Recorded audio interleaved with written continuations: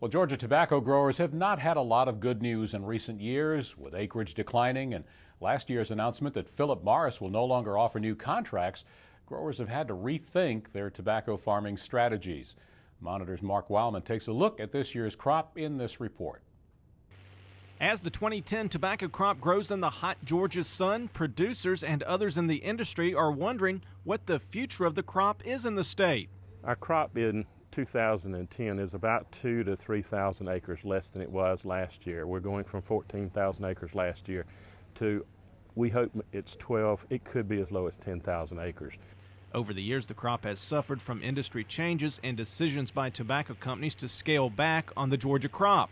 Companies are generally reducing their inventories from the old traditional 3 years worth of inventory to just over a year of inventory. This year on the Georgia-Florida Tobacco Tour, producers and others in the industry are getting to see a very good crop. We have the most fantastic looking crop in Georgia and Florida that we've had in some years. For a number of years recently, we've suffered from too much water. We've had leaching of the fertilizer. We've had low yields. One thing the group has not had an opportunity to see much of on this tour is tomato spotted wilt virus. That's because this year the disease has not been much of an issue. This year our tomato spotted wilt virus level is less than 10% throughout the crop on average. Less than 10% of the plants in the field show symptomology.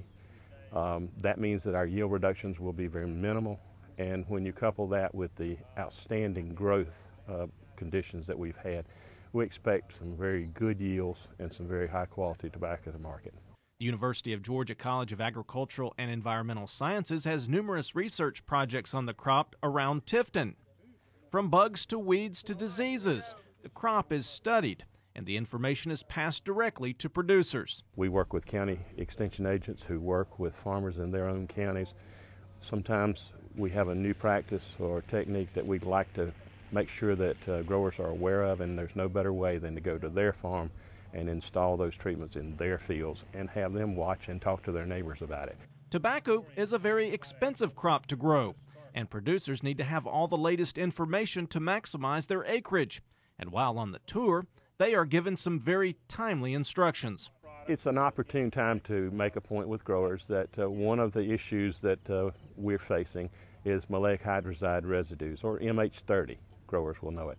It's important that we minimize the amount of MH that we're using, use the labeled rate of 1 gallon of product per acre, and if we need additional sucker control, then we need to lean on the contact, the fatty alcohols, or the systemic material that we get from the dinitrile aniline material like Prime Plus. We need to minimize MH residues in order to maintain our market throughout the world. Although no one is certain exactly what the future of Georgia tobacco is, one thing is for sure. Georgia will continue to produce a high-quality product and have high-quality research to support it. For the Georgia Farm Monitor, I'm Mark Wildman.